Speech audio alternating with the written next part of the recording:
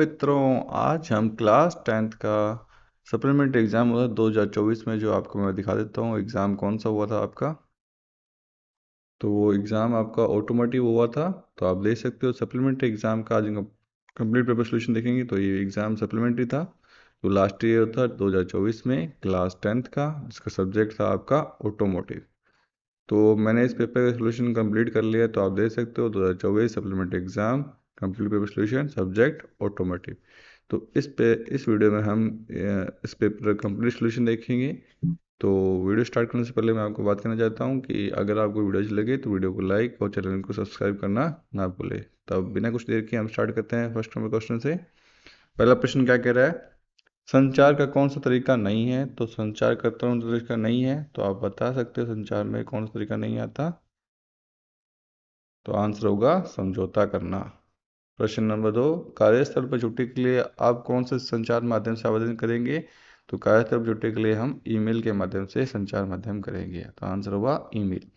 प्रश्न नंबर 3, कौन सा काम या पढ़ाई आप दूसरों को बिना कुछ किए करते हैं। तो वो काम कौन सा हुआ आपके। तो इसका आंसर हुआ स्वसम्मान या आत्मसम्मान। प्रश्न नंबर 4, तनाव प्रबंधन आपकी मदद किस चीज़ में नहीं कर सकता। तो आपकी मदद वो किस में नहीं कर सकता, अधिक तनाव लेने में आपकी मदद नहीं कर सकता। तो इसका आंसर हुआ अधिक तनाव लेने में। प्रश्न नंबर 5, निम्नलिखित में से किस चीज़ को अन्य व्यक्तियों के साथ साझा नहीं करना चाहिए। तो क्या साझा नहीं करना चाहिए, आपके पासवर्ड आपको साझा नहीं करने चाहिए। प्रश्न नंबर 6 क्या कह रहा है, फाइल को पेस्ट करने के लिए कौन सी शॉर्टकट की का उपयोग में ली जाती है। तो पेस्ट करने के लिए हम कंट्रोल का यूज़ करते हैं, कंट्रोल वी का यूज़ करते हैं, कंट्रोल+V का। प्रश्न नंबर 7, उद्यमी में इनमें से कौन से गुण नहीं होना चाहिए। तो उद्यम में उनमें से कौन सा गुण नहीं होना चाहिए। तो आलसी नहीं होना चाहिए। प्रश्न नंबर 8, उद्यमी अपना उद्यमी जब अपना व्यवसाय चलाते हैं तो क्या करते हैं। तो उद्यमी अपना व्यवसाय जो चलाते हैं तो वो क्या करते हैं, अपनी नौकरियां उत्पन्न करना उनका काम है, उनका कोई आवश्यकता की पूर्ति करते हैं, वो समाज की मदद करते हैं। तो सभी काम करते हैं। तो आंसर क्या होगा, उपरोक्त सभी। प्रश्न नंबर 9, स्थायी विकास से संबंधित समस्या कौन सी नहीं है। तो स्थायी विकास संबंधित समस्या क्या नहीं है आपकी, आभूषण, जिसे हम गहने भी बोलते हैं, ज्वेलरी भी बोलते हैं। प्रश्न नंबर 10 क्या कह रहा है, किसी संगठन ने स्थायी विकास का लक्ष्य बनाया है। तो वो संगठन कौन सा होगा, संयुक्त राष्ट्र संघ, संयुक्त राष्ट्र होगा। प्रश्न नंबर 11, चैलेंज चैलेंज सेक्शन किस सामग्री से बना होता है। चैलेंज सेक्शन स्टील से बना होता है। तो किससे बना होता है, आपके इस्पात से या स्टील से। प्रश्न नंबर 12, स्टब एक्सल का प्रयोग किसके लिए किया जाता है। स्टब एक्सल का प्रयोग किया जाता है पहियों का घूर्णन के लिए। तो आंसर क्या होगा, पहिए के घूर्णन के लिए। प्रश्न नंबर 13, नट या बोल्ट को खोलने में क्या काम में नहीं आता। तो नट और बोल्ट खोलने में आपके काम क्या नहीं आती, फाइल काम में नहीं आती। प्रश्न नंबर 14, निम्न में से कौन सा मापन यंत्र नहीं है। तो मापन यंत्र कौन सा नहीं है, आपके एंटिथ, ब्रह्मा या ड्रिल ब्रिट्स, ये मापन यंत्र नहीं है। प्रश्न नंबर 15, कौन सा कार्य वाहन सेवा या सर्विसिंग से प्राय नहीं आता। तो इसमें आंसर क्या होगा आपका, ईंधन भरना, ये आपके सर्विसिंग में नहीं आता।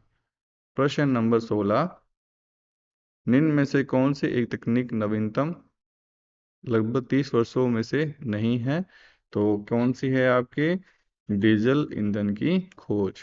प्रश्न नंबर 17, साधारण प्रश्नवाचक, विस्मयबोधक और अनिवार्य डैश डैश के प्रकार हैं। तो ये किसके प्रकार हैं आपके, तो ये आपके वाक्य के प्रकार है। तो आंसर क्या होगा, वाक्य है।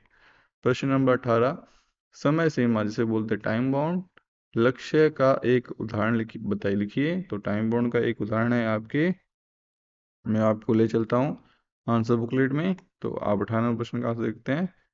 समयबद्ध लक्ष्य का उदाहरण वाक्य है, मैं अगले 3 महीनों में अपनी परीक्षा की तैयारी पूरी कर लूंगा। तो ये क्या है, समयबद्धता लक्ष्य है कि इसने 3 महीने में तैयारी पूरी कर लेगा।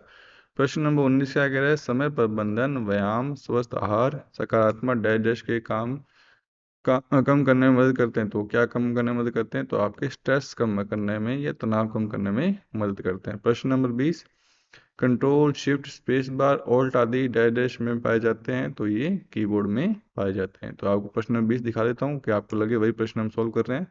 तो आप देख सकते हो कंट्रोल शिफ्ट स्पेस बार, तो आंसर क्या होगा इसका, कीबोर्ड। अब यहीं से अपने प्रश्न देखेंगे और इसी के आंसर भी यहीं से अपने पढ़ेंगे। प्रश्न नंबर 21, कंप्यूटर को ठंडा रखना, बैटरी को ओवरचार्ज न करना, एंटीवायरस प्रोग्राम को नवीनीकृत करना आदि डैश डैश की श्रेणी में आता है। तो कंप्यूटर की देखभाल और रख रखाव की श्रेणी में आता है। प्रश्न नंबर 22, आत्मविश्वास, समस्या समाधान, मेहनती, सही समय पर निर्णय लेने की व्यक्ति के उद्यमी के बनने के लिए क्या है, उपयुक्त है, यानी कि फिट है। प्रश्न नंबर 23, यह एक डैश डैश धारणा है जो कि किसी भी व्यवसाय को शुरू करने के लिए बहुत अधिक पैसे की आवश्यकता होती है। तो ये क्या है, गलत धारणा है। प्रश्न नंबर 24, एम्पियर में एक डैश डैश इकाई है। तो ये क्या, विद्युत प्रवाह की इकाई है।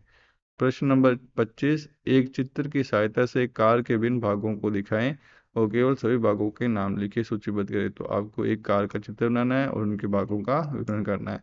जैसे क्या क्या भाग हुए, इंजन का आप बता सकते हो, टायर का, स्टीयरिंग का, व्हील का, ब्रेक का, लाइट्स का आदि इसमें शामिल हो सकते हैं। प्रश्न नंबर 26, एक अच्छे स्नेहक या लुब्रिकेंट के क्या गुण होने चाहिए। तो एक अच्छे स्नेहक में उच्च चिपचिपाहट, उच्च तापमान में सहनशीलता, जंग रोधी गुण और पानी के साथ मिश्रण न होने की क्षमता होनी चाहिए। प्रश्न नंबर 27, ऑटोमोबाइल सर्विसिंग में उपयोग किए जाने वाले किन्हीं 5 उपकरणों का चित्र बनाएं और उनका उद्देश्य लिखिए। तो चित्र आपको बनाना है, तो मैं 5 को बता देता हूँ। जैसे स्पैनर, स्पैनर क्या होता है, नट बोल्ट को खोलने के लिए, कसने के लिए यूज किया जाता है। जैक का यूज करते हैं हम कार को ऊपर उठाने के लिए। और स्क्रू ड्राइवर का यूज करते हैं स्क्रू खोलने और कसने के लिए। और प्लायर्स का यूज करते हैं तार को काटने और पकड़ने के लिए।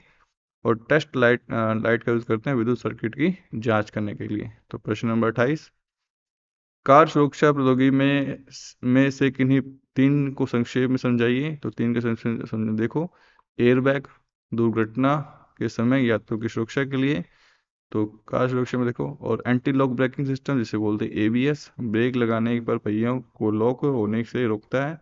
इलेक्ट्रॉनिक स्टेबिलिटी कंट्रोल जिसे बोलते हैं ईएससी, कार को स्थिर रखने में मदद करता है।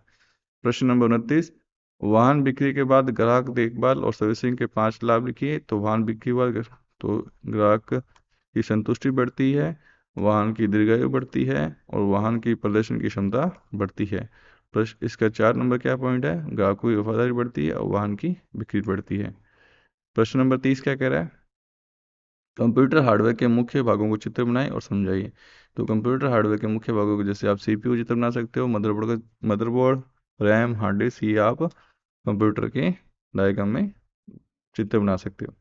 प्रश्न नंबर 31, प्रभावी संचार में बाधाओं को संक्षेप में समझाइए। तो प्रभावी संचार में बाधाएं जैसे कि बाधा, संस्कृति, अंतर, शारीरिक बाधाएं और मनोवैज्ञानिक बाधाएं शामिल हैं।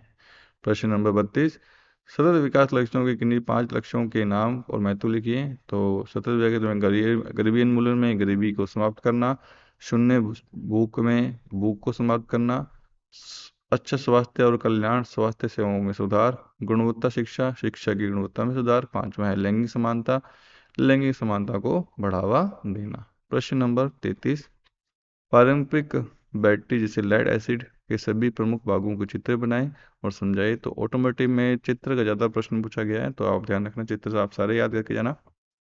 तो इसमें है पारंपरिक बैटरी के प्रमुख भागों में lead plates, electronic light, spirit, separator, case और टर्मिनल शामिल है। लेड प्लेट्स बैटरी की ऊर्जा उत्पन्न करती है। इलेक्ट्रोलाइट सल्फ्यूरिक एसिड जिसे बोलते हैं रासायनिक प्रतिक्रिया के लिए आवश्यक है।